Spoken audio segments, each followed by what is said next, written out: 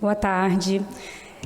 Primeiramente, eu quero cumprimentar, agradecer a abertura desse espaço para diálogo, mas quero cumprimentar toda a mesa na figura de Paula Pasolini, né, promotora de carreira, né, concursada, tem sua história, e aí eu faço questão de cumprimentar na figura dela, porque para mim marcou no início uma fala de um colega, né, que é o vereador de Vitória, que apresentou não enquanto uma figura importante e que tem galgado a sua profissão. E nós mulheres precisamos muito disso, nos fortalecer, porque nós somos guerreiras, nós temos a nossa luta todos os dias.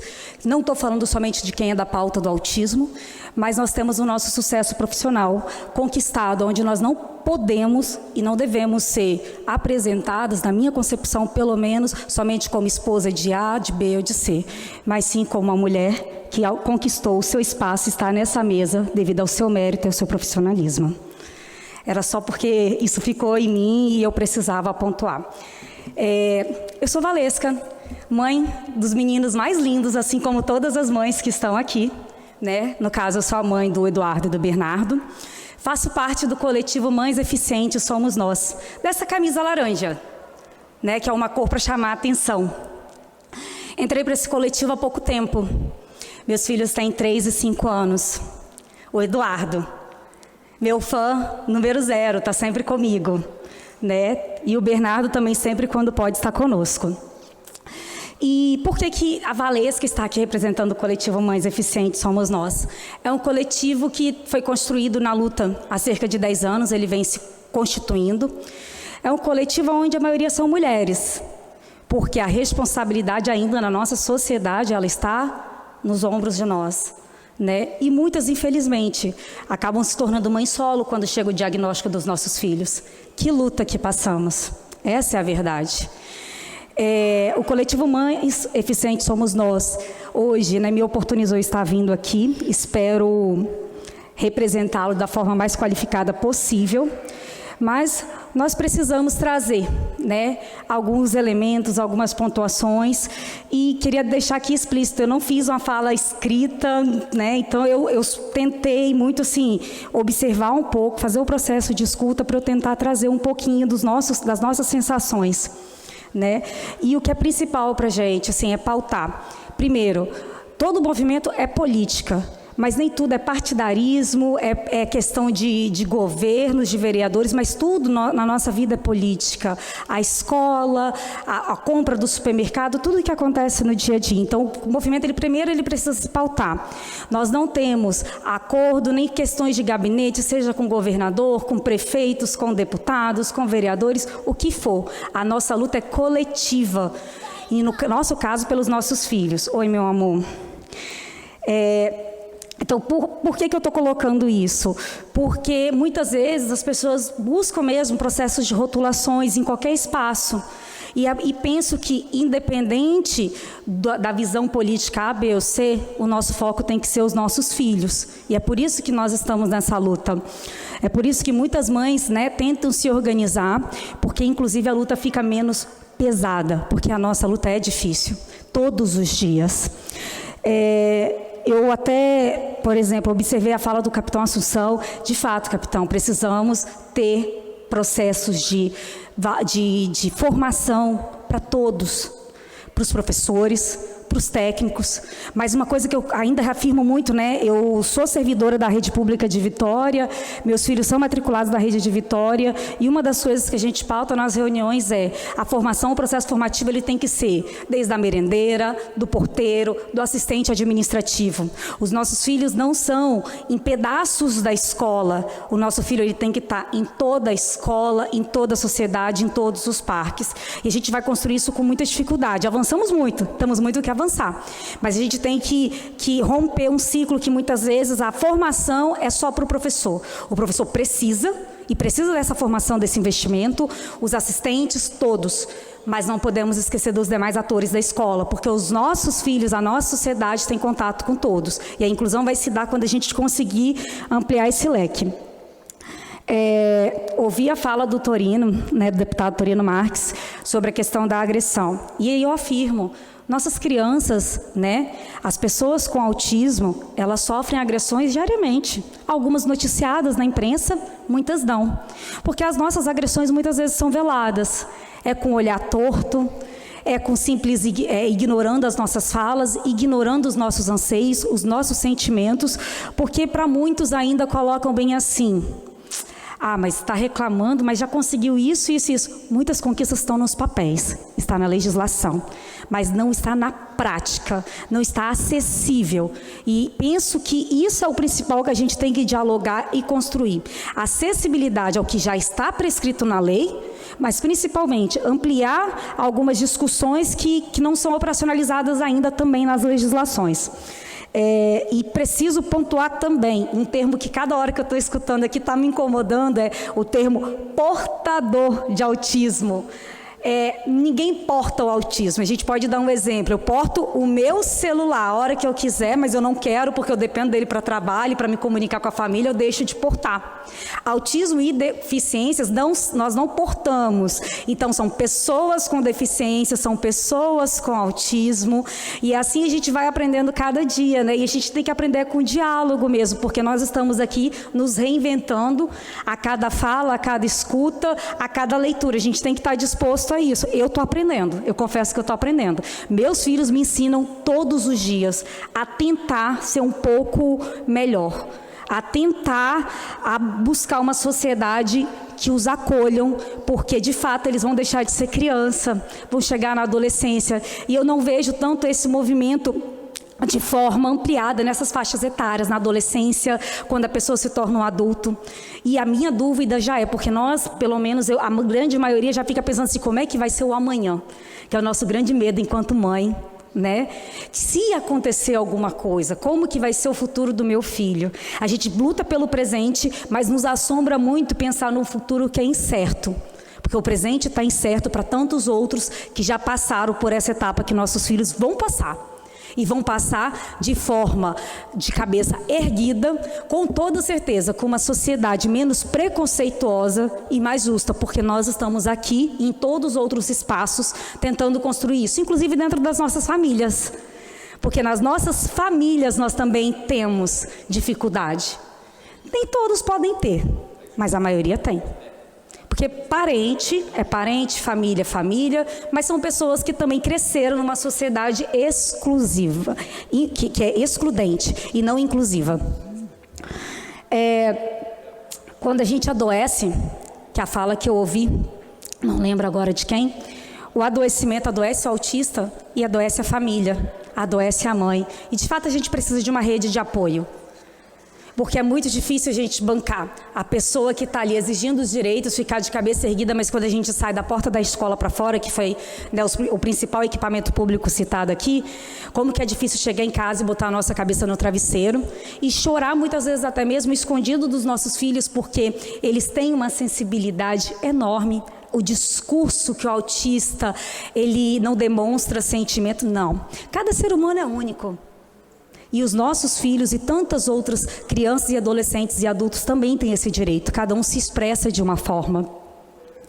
Então nós adoecemos também.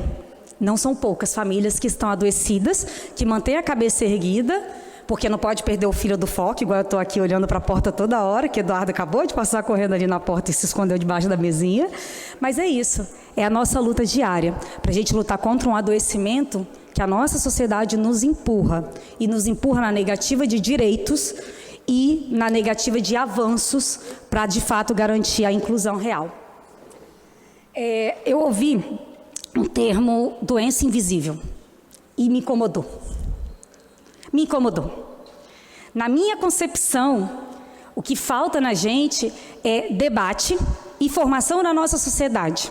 Quando a gente tiver debate e informação acessível a todos, essas doenças nunca vão ser chamadas de invisíveis, porque nós vamos passar a conhecer o outro, o espaço do outro, a dinâmica do outro e respeitar.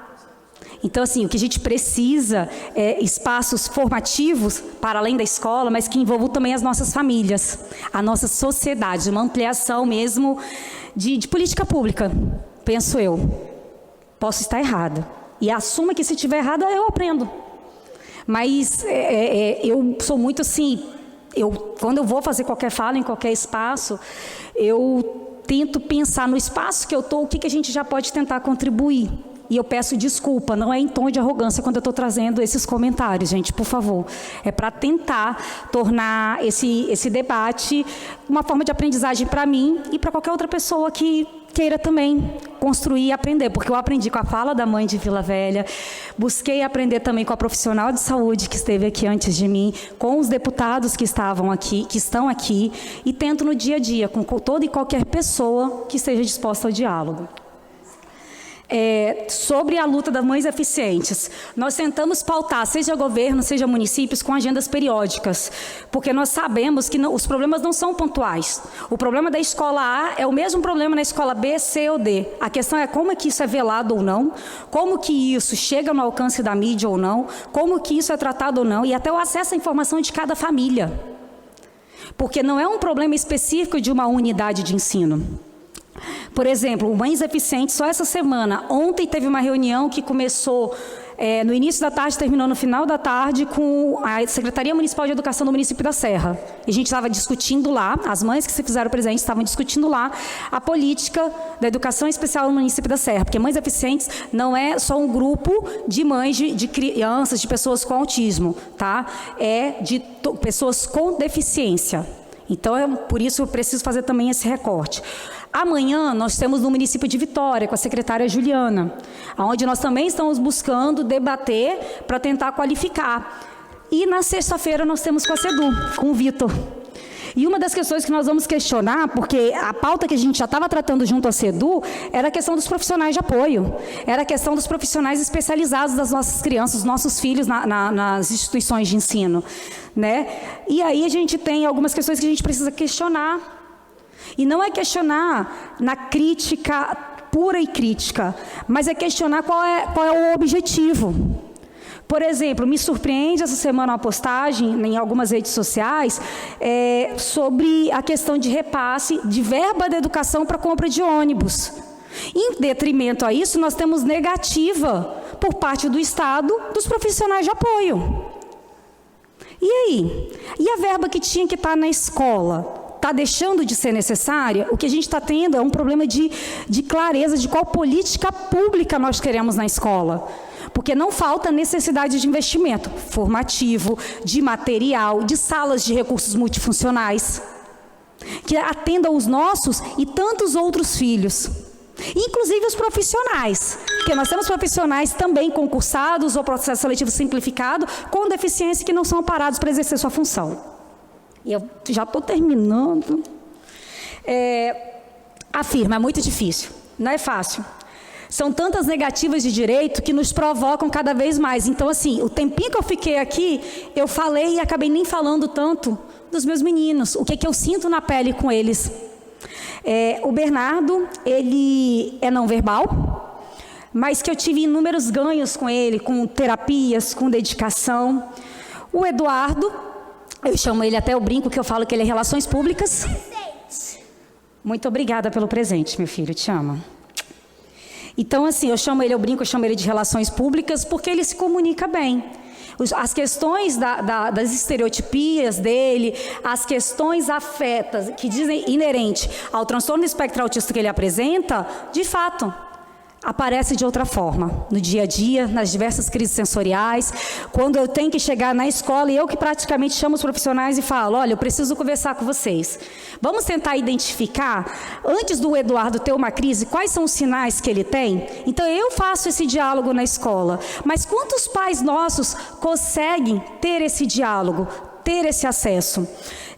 E aí, como eu disse, para mim é muito prejudicial algumas coisas que acontecem, porque, por exemplo, se os planos de educação fossem cumpridos, nós teríamos uma educação mais inclusiva, porque está previsto inúmeros artigos, seja o nacional, seja o estadual e seja o municipal.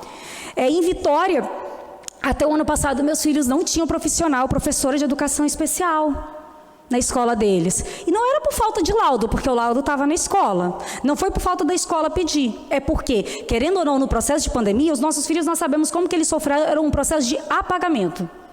E quando volta às aulas presenciais, o discurso era, está tudo pronto. mas esqueceram que não estavam prontos para os nossos filhos. Tanto que o meu filho foi ter uma professora de educação especial em março desse ano.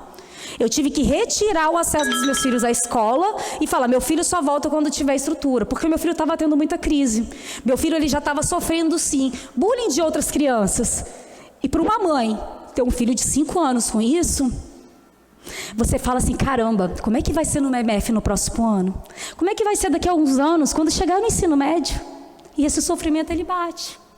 Bate muito, porque a gente acaba sofrendo. Não, a profissional da área da saúde, ela deve estar pensando assim, gente, essa mãe está em crise. Não tem problema, devo estar em crise, sim, emocional e tudo, porque é uma sobrecarga grande nos nossos ombros.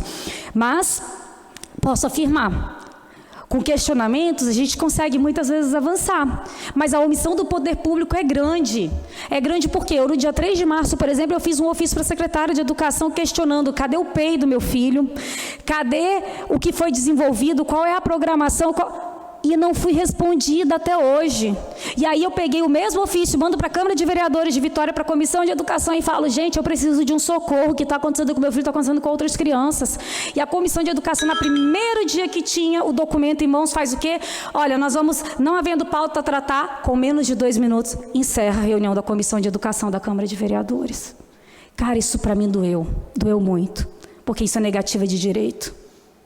E aí a gente tem que discutir alguns avanços que estão previstos. Na Câmara de Vereadores eu vejo lá o vereador o Davi, né, que traz bastante pauta, até teve um projeto de lei que voltou para discussão essa semana, porque teve vetos do prefeito Pasolini em alguns artigos no projeto do Davi, e eu fiquei pasma porque do veto, que diz respeito à questão da regulamentação, da emissão da carteirinha das nossas crianças, dos nossos filhos da pessoa com autismo pelo poder público, que está previsto na Lei Berenice Piano, e mesmo assim, o que aconteceu?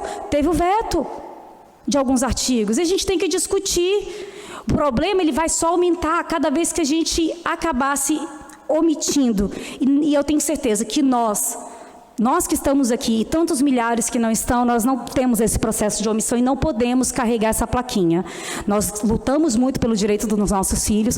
O que falta são políticas públicas eficazes, né, que não seja somente uma questão de briga partido A, B ou C, mas uma briga em prol da inclusão real, em prol de uma sociedade mais justa, em prol, de fato, da participação efetiva das famílias em todo e qualquer espaço que as nossas crianças estejam.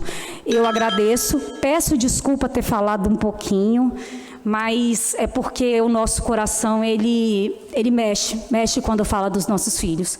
Ainda bem que temos espaços para discutir, para trazer nossas opiniões, divergindo ou convergindo nas ideias, mas principalmente buscando o que é melhor para os nossos filhos e para a nossa sociedade. Obrigada. Muito obrigado, Valesca, pela sua contribuição. Eu quero passar agora a palavra à doutora Paula.